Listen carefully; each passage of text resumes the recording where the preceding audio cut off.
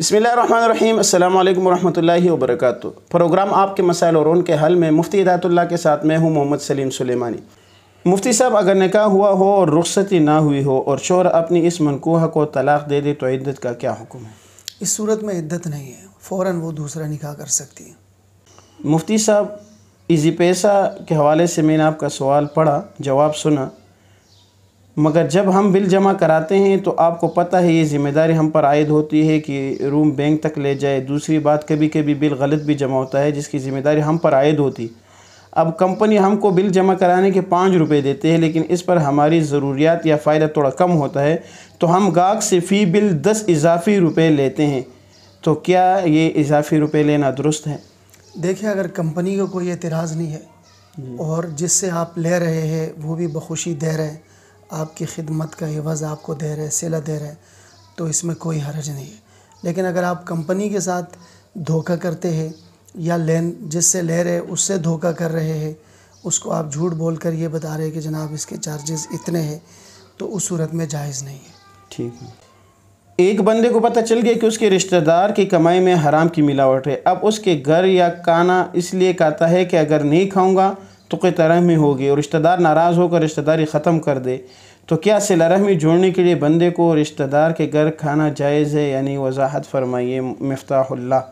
جو حرام آمدنی ہے، دیکھیں وہ کتنی ہے، اگر تھوڑی بہت ہے تو آپ اس گمان سے جائے کہ جناب جو مجھے پیش کیا جا رہا ہے وہ حلال کمائی سے ہوگا، لیکن اگر حرام آمدنی زیادہ ہے تو اس صورت میں بچنا چاہیے، اور اس صورت میں کھانا پینا بالکل بھی جائز نہیں ہے۔ ٹھیک ہے۔ اگر فرض نماز کی تیسری اور چوتھی رکعت میں سورۃ فاتحہ کے بعد کوئی سورت پڑھی اور پھر یہ سوچ کر کہ مجھ سے غلطی ہو گئی، سجدہ سہوا بھی کر لیا، تو کیا نماز ہو جائے گی یا لوٹانا ہوگا؟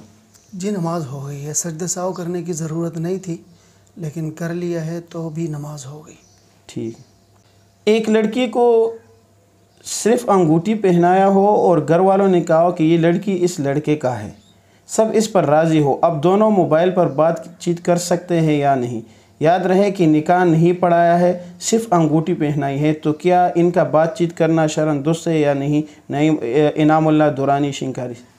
نہیں، بالکل درست نہیں ہے۔ اصل میں جو انگوٹھی پہناتے ہیں عام طور پر منگنیوں میں پہناتے ہیں، تو یہ اگر منگنی ہے تو منگنی جو ہے وہ ایک نکاح کا وعدہ ہوتا ہے کہ نکاح ہوگا، لیکن ابھی نکاح ہوا تو نہیں ہے، تو جب نکاح نہیں ہوا تو اس صورت میں یہ اس کے لیے غیر محرم ہے، اور غیر محرم کے ساتھ تعلقات درست نہیں ہیں۔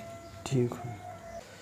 مفتی صاحب، ہمارے تبلیغی جماعت کی تشکیل ضلع لورالائی کی طرف 25 دن کی ہوئی ہے، ایک مسجد سے دوسرے مسجد تک تقریباً 1 کلومیٹر یا 2، بعض جگہ 3 کلومیٹر فاصلہ ہے، آیا ہم یہاں پر پوری نماز پڑھیں گے یا قصر؟ صبغت اللہ بڑگرام سے۔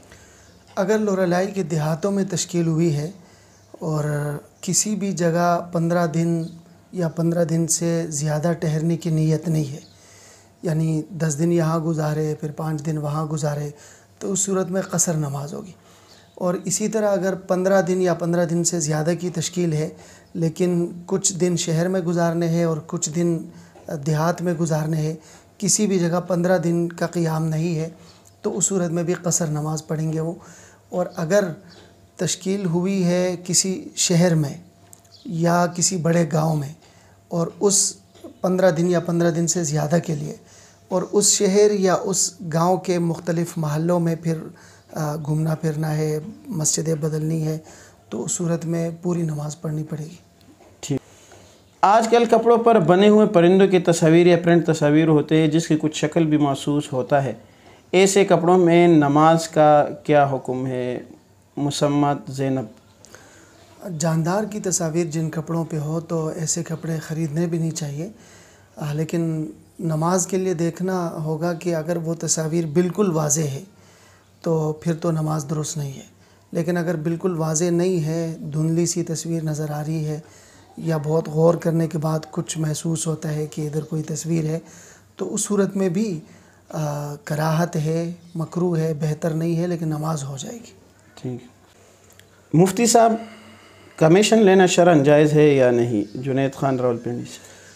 کمیشن لینا جائز ہے، لیکن شرط یہ ہے کہ ایجنٹ کی طرف سے کوئی ایسا عمل پایا گیا ہو جس میں اس نے کوئی محنت کی ہے، بھاگ دوڑ کی ہے، اور دوسرا یہ ہے کہ یہ پہلے سے طے شدہ ہو۔ اگر اس نے طے نہیں کیا اور اپنی طرف سے کسی کا کام کر دیا اور پھر وہ کمیشن مانگ رہے تو یہ شرعاً درست نہیں ہے۔ ٹھیک ہے مفتی صاحب، ایک آدمی نے اپنے والدین کو کہا اگر میں آپ کے ساتھ رہوں تو میری بیوی کو 3 طلاق۔ اب وہ والدین کے ساتھ رہنا چاہتا ہے تو طلاق سے بچنے کی کیا صورت ہوگی؟ گوہر علی خیل ڈگر بنیر۔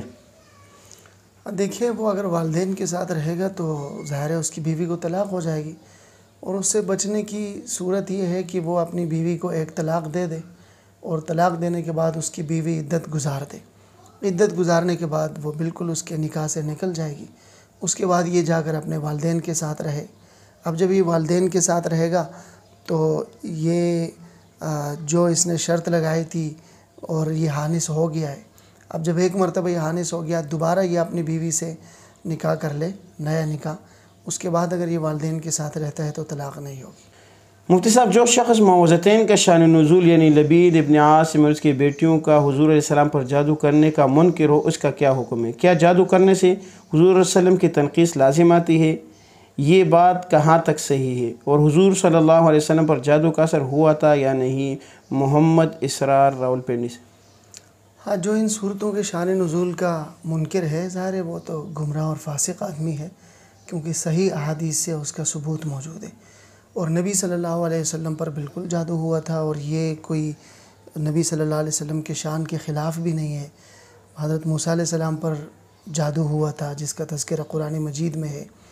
تو اگر نبی صلی اللہ علیہ وسلم پر ہم جادو کو مانیں اور ہم یہ سوچیں کہ شاید اس سے نبی صلی اللہ علیہ وسلم کے شان میں کمی آتی ہے تو یہ بالکل غلط بات ہے، اور اللہ کے رسول صلی اللہ علیہ وسلم پر جادو ہوا تھا۔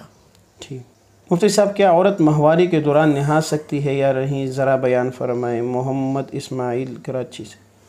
ہاں جی، بالکل نہا سکتی ہے۔ یہ نہانا اس کا طہارت کے لیے نہیں ہوگا، بلکہ ٹھنڈک حاصل کرنے کے لیے یا صفائی ستھرائی کے لیے۔ ایک آدمی اپنے ساس کو فون پر کہہ رہا تھا کہ میں تمہارے بیٹی کو طلاق دے دوں گا، اور 3 بار یہ کہا۔ بیوی اس کے سامنے نہیں تھی، البتہ سن رہی تھی۔ آیا طلاق ہوئی کہ نہیں ہوئی؟ اگر ہوئی تو کون سی طلاق واقع ہوئی ہے؟ محمد سلیم اسلام آباد سے۔ میں طلاق دے دوں گا، اس سے طلاق نہیں ہوئی، بلکہ یہ تو طلاق کی دھمکی ہے۔ ٹھیک ہوگی۔ ایک چھوٹی سورت 2 رکعتوں میں پڑھا جا سکتا ہے، آدھا آدھا، مثال کے طور پر سورت اخلاص۔ اچھا تک مرلی کے لیے ایک چھوٹی سورت 2 رکعتوں میں پڑھنا کیسا ہے؟ آئے جائز ہے یا نہیں ہے؟ محمد اوکاشا اسلام آباد۔ جی، چھوٹی سورت بھی 2 مختلف رکعتوں میں پڑھ سکتے ہیں، یعنی آدھی سورت آپ نے ایک رکعت میں پڑھی، آدھی دوسری میں۔ اس کے لیے یہ ہے کہ جو فرض قرات کی مقدار ہے وہ یا تو ایک بڑی آیت ہو یا چھوٹی 3 آیات ہو۔ تو اگر وہ چھوٹی 3 آیات ہے تو بالکل 2 رکعتوں میں پڑھ سکتے ہیں۔ البتہ بہتر یہی ہے کہ جب آپ چھوٹی صورتیں پڑھتے ہیں تو ہر رکعت میں الگ الگ صورت پڑھیں۔ میں شادی شدہ ہوں، میرے 4 بچے بھی ہیں، والد کے ساتھ کاروبار میں ہوتا ہوں۔ والد صاحب 7,000 روپے ہفتہ دیتے ہیں، جس میں اس مہنگائی کے دور میں اخراجات پورے نہیں ہوتی۔ والد زکوٰۃ دیتے ہیں کہ میں اپنے والد سے اپنے دوست کے نام پر زکوٰۃ لے کر زکوٰۃ والے پیسے لے کر اپنی بیوی بچوں کے اخراجات پر استعمال کرتا ہوں، اور کیا ایسا میرے لیے کرنا جائز ہے یا نہیں ہے؟ محمد حسین راولپنڈی سے۔ جائز نہیں ہے، والد صاحب اپنے اولاد کو زکوٰۃ نہیں دے سکتے ہیں، اور اس صورت میں تو یہ والد صاحب سے کسی کے نام پر زکوٰۃ وصول کرتے ہیں تو یہ والد صاحب کے وکیل ہے، اور وکیل کے ذمہ لازمی ہے کہ وہ اس شخص تک پہنچائے جس کے لیے موکل نے اس کو زکوٰۃ دی ہے۔ ٹھیک۔ ایک بندہ عمرے کی سعادت حاصل کرتا ہے، اور عمرے کی سعادت حاصل کرنے کے بعد وہ مطاف کے اندر چونکہ عام لباس میں نہیں چھوڑتے، یہ بندہ احرام باندھ کر اندر جاتا ہے اور بغیر عمرے کی نیت کے اندر مطاف میں جائے، وہاں پر سارا دن طواف کرتا رہے، تو کیا یہ کرنا جائز ہے یا نہیں؟ محمد علی سعودیہ سے۔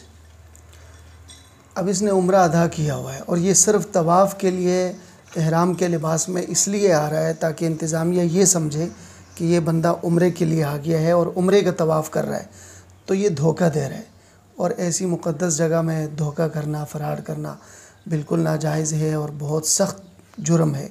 البتہ اس کا طواف ہو جائے گا۔ ٹھیک۔ نفاس کا خون اگر 40 دن سے پہلے بند ہو جائے تو نماز، روزے اور شوہر سے قربت کا کیا حکم ہے؟ ذاکر اللہ، اسلام آباد سے۔ نفاس کی جو زیادہ سے زیادہ مدت ہے وہ 40 دن ہے۔ کم سے کم جب بھی خون رک گیا تو اس کے بعد وہ غسل کر کے نماز پڑھے اور روزہ رکھے، اور پھر شوہر سے قربت حاصل کرنا بھی اس کے لیے درست ہے۔ ٹھیک۔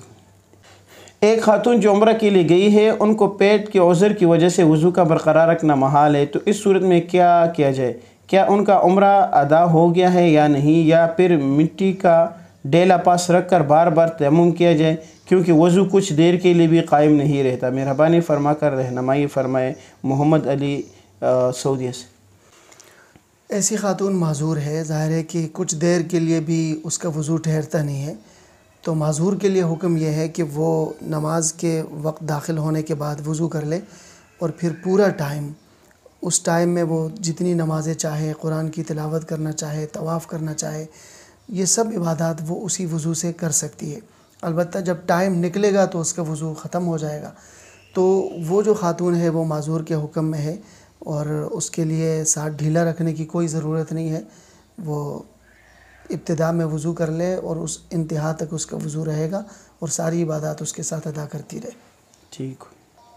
ایک شخص صلاۃ وتر میں قاعدہ اولیٰ اور دعائے قنوت رہ جائے اور سجدہ سہو پر اکتفا کرے تو کیا نماز درست ادا ہوئی یا اعادہ لازم ہے؟ سمیع اللہ۔ جی، نماز ہو گئی ہے، درست ہے نماز۔